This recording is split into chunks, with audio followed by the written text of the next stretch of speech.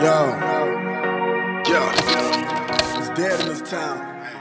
Diourbellois, Diourbelloises, ici présent Seyni Fall, président du collectif national des élèves étudiants diourbellois. Donc pour cette conférence de presse, sur deux points qui nous tiennent à cœur.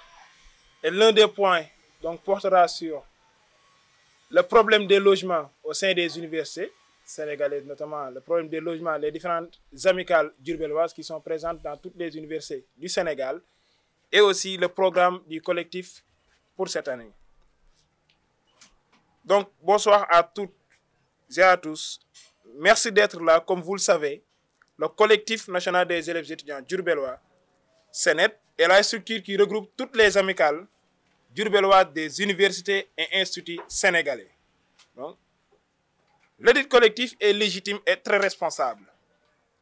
Aujourd'hui, nous avons jugé nécessaire de convoquer cette conférence qui met en évidence le problème des logements des amicales diourbelloises dans les différentes universités sénégalaises. Tout d'abord, nous remercions tous les acteurs de développement, les autorités politiques, les bonnes volontés qui ont contribué de près ou de loin au bien-être des étudiants diourbellois. Un grand merci aux autorités qui ont pris l'engagement de prendre en charge des appartements des différentes amicales, je veux dire les amicales des étudiants ressortissants de Diourbel, ARD. Nous vous serons toujours reconnaissants. Pour cette année, on a voulu être proactif, raison pour laquelle une étude a été menée avec nos commissions pour évaluer le coût total annuel pour payer les différents appartements des amicales. Il s'élève à 20 280 000 francs CFA.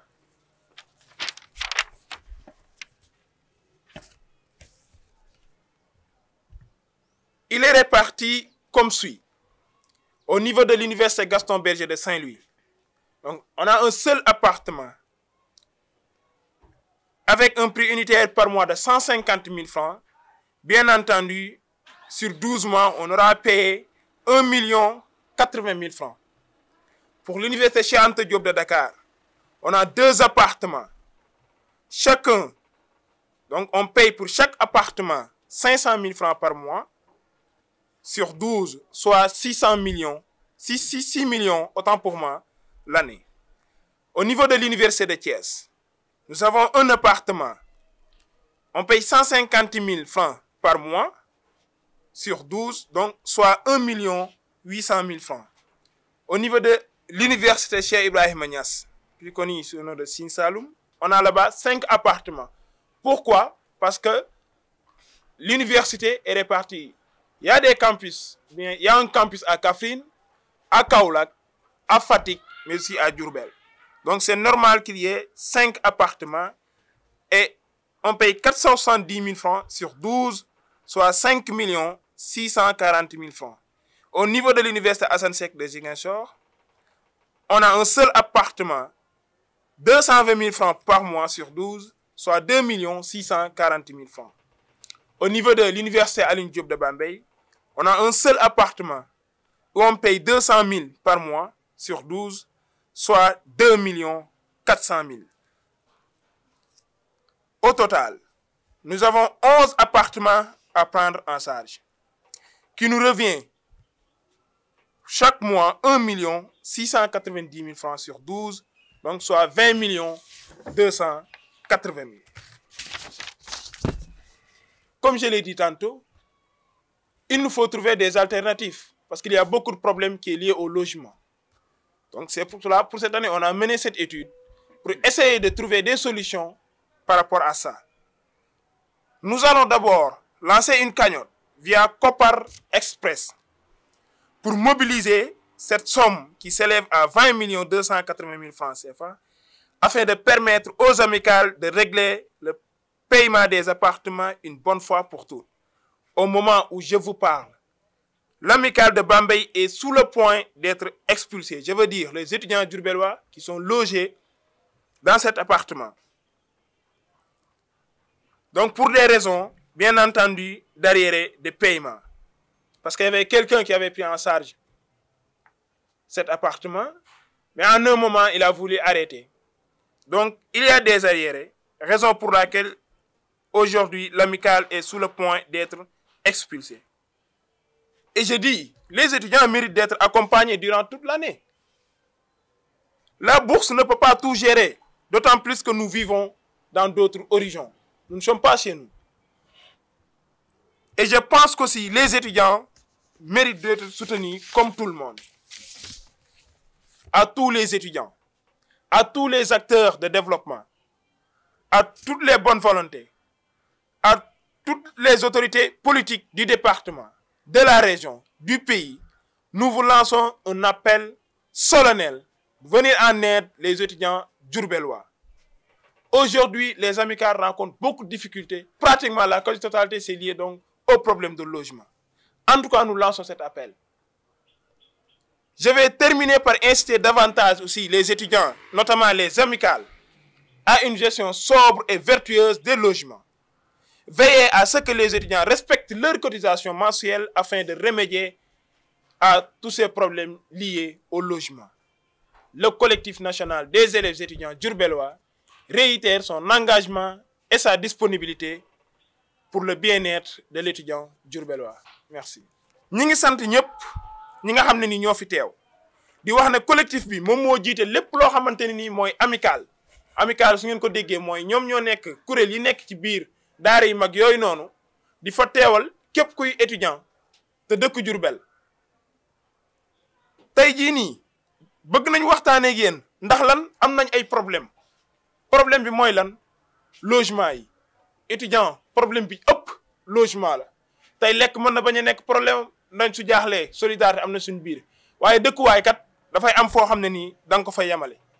waaye tamit il faut que ñu sant gërëm ñi nga xam ne ñoom ñooy acteurs de développement yi ndax am na ñoo xam ne nii tey jii dañ ciy jàpp am na ñoo xamante ni tey jii ñu ngi siy jàpp te bëgguñ kenn tudd seen tur ñi ngi leen di sant di leen gërëm di gërëm tamit yenn autorité politique yi nga xamante ne nii ñi ngi jàpp ci liggéey bi am na si ñoo xamante ne nii ñi nga siy jàpp jël en charge ay yenn appartement ay yenn dëkkuwaay di ko fay waaye nag loolu taxul mu doy ndax ba léegi problème yooyu noonu mi ngi am ba tax na ren jii nii ñu ne kat pour gën a moytu problème yooyu noonu liñ mën a def mooy jéem a xool nan la ñuy changer jéem a xool beneen doxanin woowu mooy lan jël kuréel yi nga xam ne ñoo nekk ci biir collectif bi ñu xool nan la ñuy càmbaree ba xam kat année bi at mi ñaata lañ ciy soxla ci xaalis bi ñu ko xayma mi ngi toll si 20 millions yu teg téeméeri junni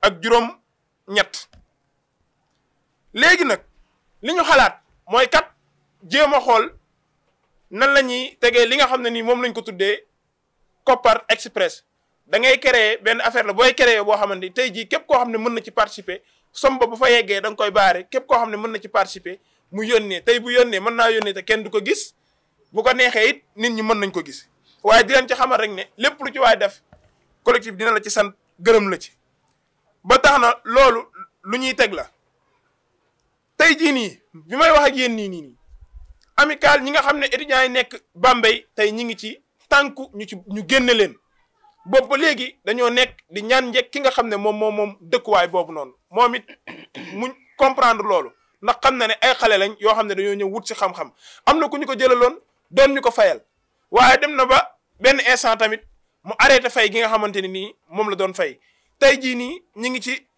ñett jàpp ñeenti weer yoo xamante daanaka fay ñu ko ba tax ñu bëgg leen a génne kon tam yaakaar naa ne étudiants yi ñoom it war nañ leen mën a jàppale ni ñuy jàppale ñëpp ndax fan yi gis nañ ne dëkk bi bari na ñoo xamante ni nii ñi ngi leen si jàppale tey itam yaakaar naa ne ñuy wax ne ñun ñooy ndaw dëkk bi ëllëg yaakaar naa war nañ ñoo mën a jàppale ñu nekk ci ay conditions yu baax yoo xamante ne nii dinañ mën a góorgóorlu ci daara yi ba jàng ngir ëllëg mën a taxaw dëkk bi maa ngi wax étudiants yëpp ndax lu may damay bëgg ñu njëkkee ko si ñun ndax du ñëpp tamit ñoo am problème di woo képp koo xam ne acteur de développement nga di woo képp koo xamante ne nii def lu baax moo la tax a jug mais surtout di woo ñi nga xam ne ñoom ñooy autorité politique yi ñi nekk ci dëkk bi ak li ko wër ba ñu nekk ci biir Sénégal ñëpp ñi nga xam ne sax nekkuñ ci biir Sénégal ñi ngi leen di ñaan ñu jàppale étudiants yi xam ne fi mu nekk nii étudiants yi sonn nañ lool ndax am na ñoo xamante ni ñu ngi ci ay problèmes yoo xamante ni tey jii nii war nañ ci taxaw lu mu gën a gaawee. léegi nag li may jeexale mooy tamit dellu ñaax sama mbokk étudiants yi ndax it ñun am na yenn yoo xam ñoo ko indi suñu problème yoo xam ñoo ko indi suñu bopp tey jii buñ ñu jàppalantee tamit nañu fexe ba ñun ñi nga xam ne ñoo nekk ci kuréel yooyu noonu nañu fexe ba étudiants yi nga xam ne ñoom ñooy dëkk ñuy fexe ñuy def seen participation yooyu teg yi ñuy teg weer wu nekk ñu góorgóorlu ci ba nga xamante ne nii même bu ñu amatul sax bu kenn fayalatuñu tey dinañ dese loo xam ne dinañ mën a fayal suñu bopp kon loolu maa ngi leen siy ñaax bu baax ci lépp loo xam ne ni ñu ngi koy doxal ñu teg ko ci ak njum teg ko ci tamit ak gëm parce que tant que njuk ak gëm amut kon yaakaar naa ne li ñu yor ñoŋ na mu war a ñoŋee dëgg du ko ñoŋee kon collectif bi daal mi ngi dellu di wax ak étudiants yi ne leen tey jii dañu gën a mën a sol suñu mbubb xeexal leen tey jii lépp loo xamante ne nii laaj na ko pour que étudiants yi mën a nekk ci ay conditions yu ñoŋ yu baax dinañ ko def kon ñi ngi sant ñëpp di gërëm ñëpp wasalaam. Yo, it's dead in this town.